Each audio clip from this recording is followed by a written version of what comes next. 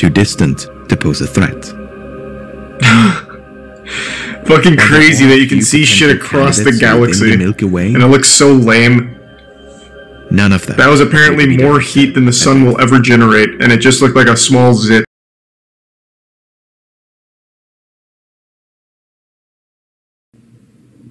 Thanks, Deasley.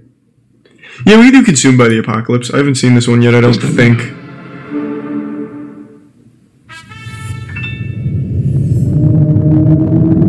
Of all the species to have ever lived, all but a tiny fraction have gone extinct. At some point in the future, the same fate will befall humanity. It may take centuries, it might take eons, but extinction is unavoidable. Not true!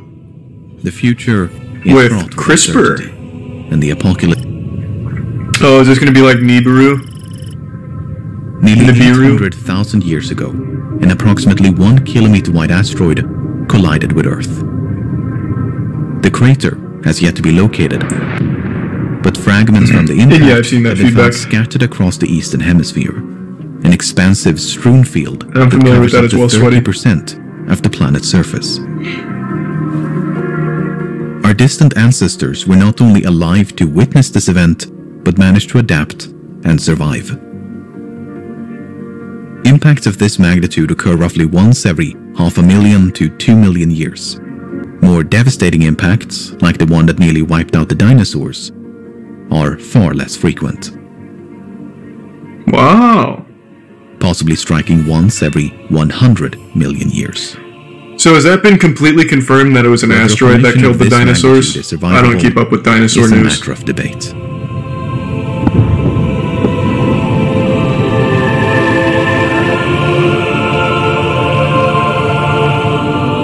Yeah?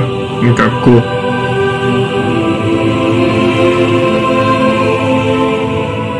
The kinetic energy released upon impact would be equivalent to the simultaneous detonation of billions of atomic bombs. No, I'm gonna say it's Those confirmed who survived the initial blast it's said in would this be video. subjected to unrelenting earthquakes, firestorms, and tsunamis. A thick layer of smoke and dust would quickly envelop the globe and blot out the sun. An impact winter that could last for months or even years. Yeah, and the dinosaurs were too fucking stupid to have electricity. Global famine, so they couldn't have would throw heaters. the world into chaos. In spite of this, long-term survival is not inconceivable. Small pockets of humanity may take refuge underground and would at least be given a chance to rebuild civilization. But make no mistake, it would be a close call. Maybe, but what if we made a giant protective layer around Earth? The survivability made out of metal of the impact to bounce also it back. depends on how much time we have to prepare. More than 90% of nearby asteroids and comets larger than 1 kilometer have already been detected. If one of them were on a collision course with Earth, I don't think so, Shock. we'd know for decades or even centuries in advance. All good, pal. But this was not always the case. Insert some weed. In 1983, a 9-kilometer wide comet was only spotted 2 weeks prior to its closest approach. Oof.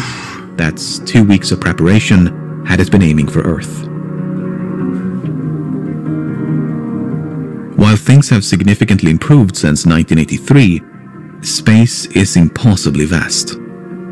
In 2019, an asteroid capable of leveling a city was detected a day before it flew 5 times closer to the Earth than the Moon.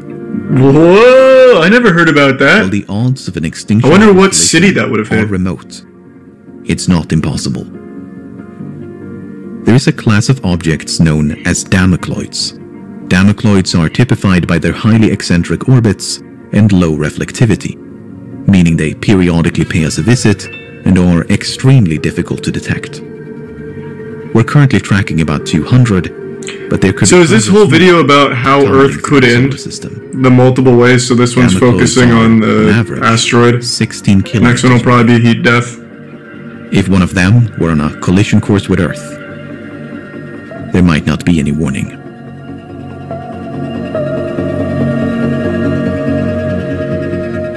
I know, guns. I'm just pretty tired of RuneScape, man. I just don't have any goals.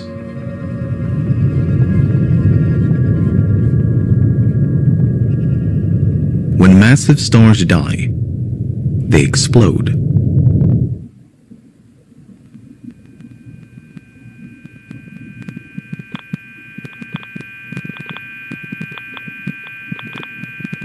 If a star went supernova within 30 light-years of Earth, it would be cause for concern. We should really just put jets on this fucking planet so we can move it around. Fortunately, more than 90% of the stars within this bubble have already been discovered, none of which are at risk of exploding anytime soon. But some supernovae can still pose a threat from thousands of light-years away.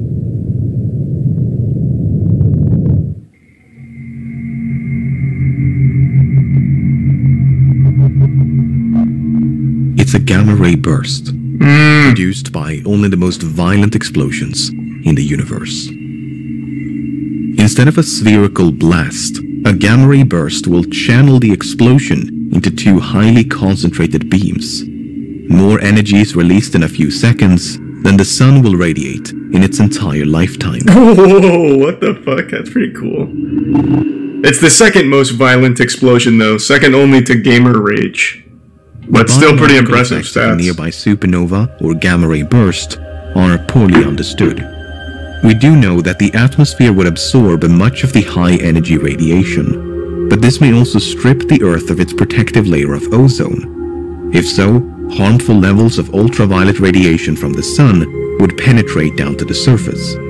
Certain chemical reactions may also darken the sky and induce global cooling, a cosmic winter of sorts. This could last for years and would be lethal to many plants and animals. In fact, a gamma-ray burst might be responsible for a mass extinction that killed roughly 70% of all marine species nearly 500 million years ago. The late Ordovician? Now, humanity could easily protect itself against ultraviolet sun rays, but living through a mass extinction would not be a pleasant experience. While some authors have painted a far bleaker image, with one hemisphere effectively sterilized by intense radiation, these findings have been contested in recent years. The latest research identifies ozone depletion as the primary threat. Nevertheless, a gamma-ray burst striking the Earth from across the galaxy is extremely improbable. All of them have so far been extragalactic in origin, much too distant to pose a threat. Fucking crazy that you can see shit across the galaxy, and it looks so lame. None of them. That was apparently more heat than the sun will ever generate, and it just looked like a small zit. Fucking nuts. Apart from impact events and stellar explosions, the foreseeable future is free of cosmic threats.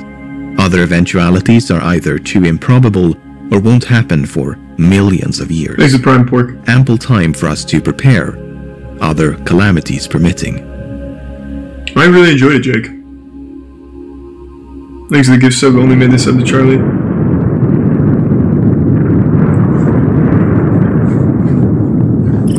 Imagine if humans didn't need to sleep. We could already have the technology required to just stop gamma bursts and supernovas and blow up asteroids. Around 74,000 years ago, a large volcano erupted in Southeast Asia.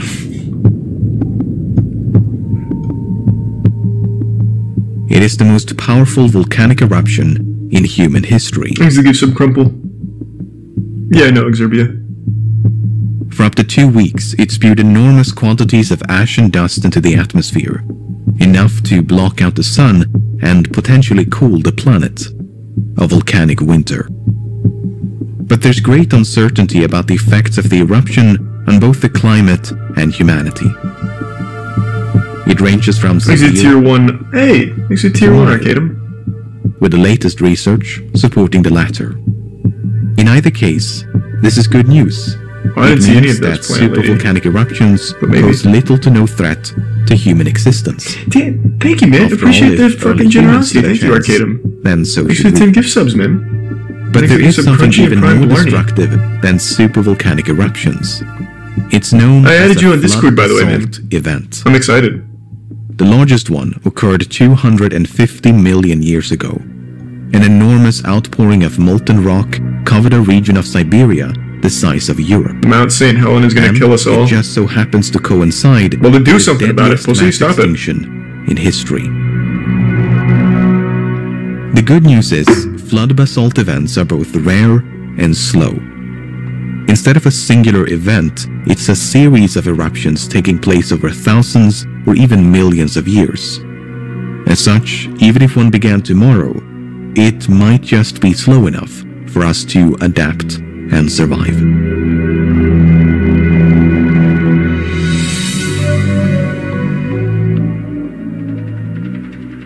Oh shit. Throughout the centuries, pandemics have exacted a heavy toll on humankind.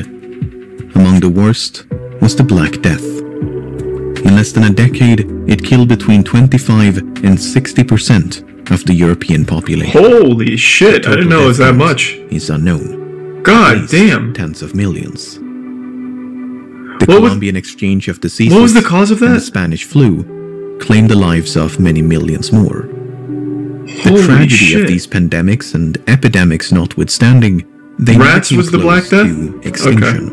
None of them killed more than a few percent of the global population. For instance, the Spanish flu infected nearly 1/3 of humanity, yet the vast majority of cases did not result in death. A pathogen that not only infects but also kills every single member of a species is difficult to imagine. In fact, there are very few examples of infectious disease driving a species to extinction. With that being said, it's not inconceivable. For instance, pathogens that can pass between multiple species can be far deadlier than those limited to just one. Yeah, I The definitely didn't see that on the presser. That doesn't avian sound familiar. influenza, also known as the bird flu, is one such virus. So far, it's transmissible between humans and birds, but it can't sustainably spread among humans. However, laboratory experiments have shown that it may eventually acquire this ability through natural mutations. Thanks for Prime Silver. If so, it could easily become the worst pandemic in human history. But even this horrifying proposition does not come close to extinction. In a worst-case scenario, most of humanity would still survive. Thanks to Prime Jackson.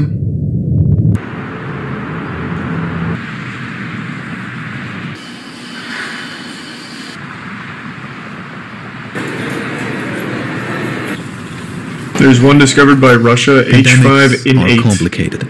It's know a what the fuck topic that that's is. more relevant now than ever before and cannot possibly be done justice in a few short minutes.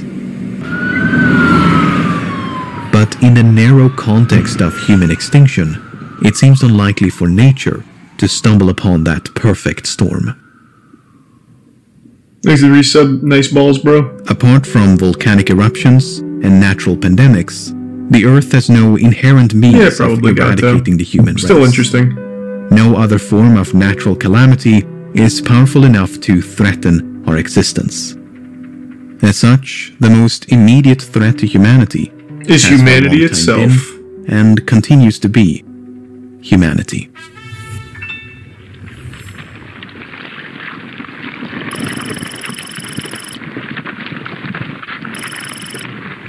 While nature may Thanks to struggle Prime to devise Elite. a world-ending pandemic, it may not have to. Thanks Biotechnology to is Resub now for Speed and advanced to a Stewart. point where we can engineer pathogens in a laboratory.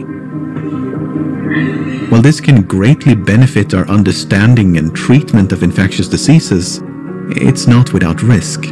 Accidental breaches of containment have happened on multiple occasions, and these experiments are not always conducted in the name of science. Thanks to the gift sub, Eddie.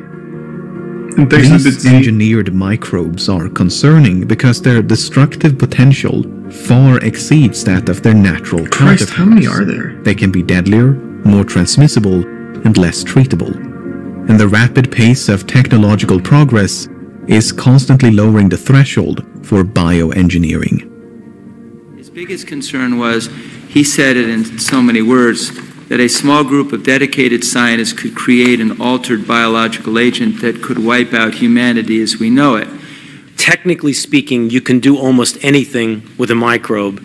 The real question is, will you end up with a microbe that functionally will do the things that the concerned person at your hearing said, namely, essentially wipe out everyone from the face of the earth? Again, that's conceivable, although it's inconceivable, but it is, in fact, anything is possible. Nice. Very difficult to do that. Extraordinarily difficult, even in the best of hands to not only do the engineering to get a microbe that has the characteristics, but be able to spread in a way in which it has virulence, transmissibility, and the ability to go in a sustained, transmissible way. If technology reaches that point, wouldn't we be able to make a cure just as fast?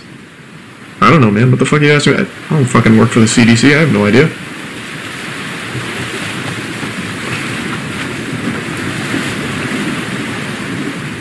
I would say probably not, though, if it breaks out unexpectedly.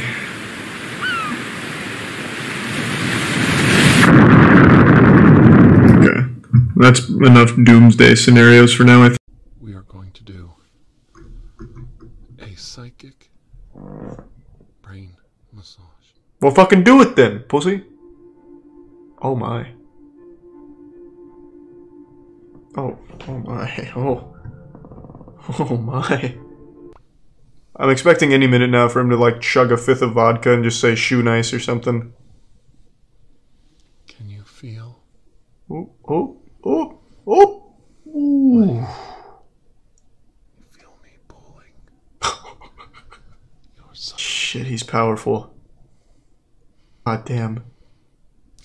Ooh, wait! Hey, whoa, be nice to the psyche. We can connect. Yes, please. Let's connect. That's what I want. Oh. From your mind. Oh, whoa. In out. Wow. Your brain. Oh, yes. Pet it, please. Wonderful. That felt great.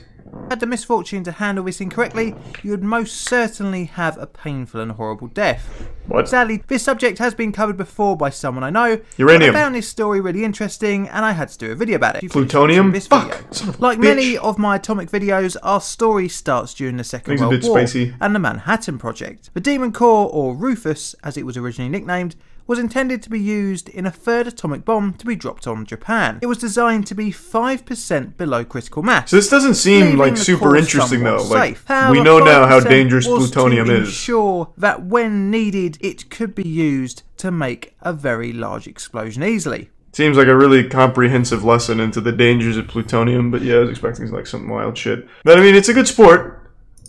I certainly have no problem with shin kicking. When do they... There it is. The danger to the sack is really high in this sport, but I'm pretty sure they wear a cup. So the Harvard Globeheads debunked their model yesterday. You're not testing on a ball, guys. The Earth is flat. Oh shit! Wait, is this serious or no? We're gonna put one magnet here in California. Seriously, I'm about to lose it. I'm getting pissed. I don't know how you're going to take a 1 mile piece isn't it? of toilet paper and hit space. God damn it. I thought he was going to die, dude. I literally thought he was going to die. Wow. I thought you... Holy shit. They're a complete shot. I thought it was an actual flat earther thing. You can't write that stuff, guys.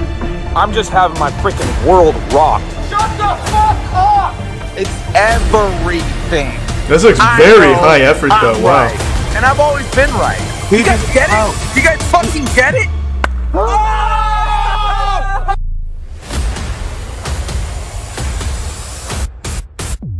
Damn, the amount of effort that seems to have gone into that is wild. It says parody? What, where? Oh, god damn it! Well, I mean, I think it was pretty clear. But, yeah, I should have just seen this right away and not got excited. So the Harvard Globeheads. Phase Rug Gatorade in Windex bottle prank? Tell me if it's fake or not. Alright, I don't have to watch it. I can tell you it's fake. Phase Rug is in the fucking title. What do you mean? I'll watch it for a couple seconds just to confirm, make sure I'm on the right track here. I don't want to be wrong. But I can tell you it's definitely fake. What's going on, guys? Phase Rug I know her reaction is gonna be funny. It's gonna be so fun to do, and oh god, I'm actually scared to do this. And I'm gonna ask her if she needed help cleaning. That's nice of you. Work on something? Did you really fucking drink him now with that? Come on, you should look. It looks. My mom got so scared. You were on. It's fake. That's probably enough FaZe Rugs content for the whole year, in fact. We just reached the limit. Watch the Glico Morinaga incident, Japan's greatest unsolved mystery. Explore the Glico Morinaga case and its perpetrator, the monster with 21. That's a cool title, I'm in. Izaki legacy, but nothing could have prepared him for the night of March 18th, 1984, or the subsequent nightmare that would last nearly a year and a half after that. At approximately the two men first happened upon Mrs. Izaki and one of the couple's 3 children. This is not what I was expecting at all here. Bound. Meanwhile, Katsuhisa, hearing the commotion, tried to remain unnoticed in the nearby bathroom with his 2 other children, but his efforts were ultimately in vain. Do but wait. A ransom request was made the very next morning, with the unidentified assailants asking for the equivalent of $4.3 million, along with 220 pounds of gold. Damn! A staggering amount for anyone, but one that would ultimately never have to be paid. Just 3 days later, Katsuhisa managed to escape completely unharmed, revealing to both police and the public that he'd been held in a warehouse in nearby Ibaraki City, not far from his own company's headquarters. Puzzlingly enough, the CEO also claimed that he managed to finally escape because he, for some reason, had been left unmonitored. Almost a month after the taking of Katsuhisa Izaki, more bizarre events began to unfold for Glico. On April 10th, a number of vehicles outside the company HQ were inexplicably set on fire in a suspected arson case. What the fuck is going on with Glico? A week later, Jesus, a container full of hydrochloric acid was located in one of Glico's buildings. Both Glico and local Osaka media received letters claiming that cyanide-laced packs of the company's candy would be placed on store shelves. The letters signed by a person or group choosing. Damn, this is like the actual Zodiac killer. Like, he must have fled the States and then went here to torment the chocolate guy. Taken from the works of mystery writer Glico and the Chocolate Factory. Specifically, a character known as the Monster or Fiend with 20 faces. It goes without saying that what happened next here was mass panic, and of course for good reason. Now, despite all the damage, however, no poison candies were actually found. Meanwhile, investigators were scrambling to crack the case, but the so-called monster with 21 faces was slippery, and they knew it. As this was all going on, the letters did not stop. Many that were sent to the media were addressed directly to Japanese police, who the monster described as stupid and incompetent. Oh, hey, that's too. Hey, let's not be rude. What the fuck? Frustrated with police, they're doing their best. The vehicle was gray, and that they'd entered Glico's factory via the front gate in order to plant the container filled with acid, which they claimed was originally street garbage. The letters themselves. Imagine being so incompetent at your job that the criminals you're trying to catch are just openly giving you hints to make it more fun for them, because you can't figure it out on your own. Solid clues as to the monster's identity, aside from the fact that they seemed local based on the dialect that was used. There did, however, appear to be one possible break in the case after Glico's products had been recalled. This man was spotted on CCTV, seemingly placing something onto a store shelf. We got him! It is a bit difficult to make out, but the man here is wearing a business suit and glasses, along with a Tokyo Yomiuri Giants baseball cap. Oh, I actually thought that was a New York Yankees cap for a second, I'm not gonna lie. Footage associated with this case, but whoever is depicted in it, the so-called videotaped man, has never been identified or even formally connected to the person or group who calls themselves the Monster with 21 Faces. On June 26, at the height of all the chaos and confusion, something even more bizarre took place. Oh god. Another letter had turned up, but this time it was a love letter. That the monster was done with Glico. The note, addressed to the people of Japan, said, "The president of Glico has already gone around with his head hanging down long enough. We would like to forgive him. Japan has gotten terribly hot and humid, so when our work is done..." Yeah, maybe I'll check that one out next, Raiden. Geneva, Paris, London. We'll be in one of those places. Let's bring Pocky, the traveler's friend. Delicious Glico products. We're eating them too. See you in January of next year. And it even came without any money being exchanged.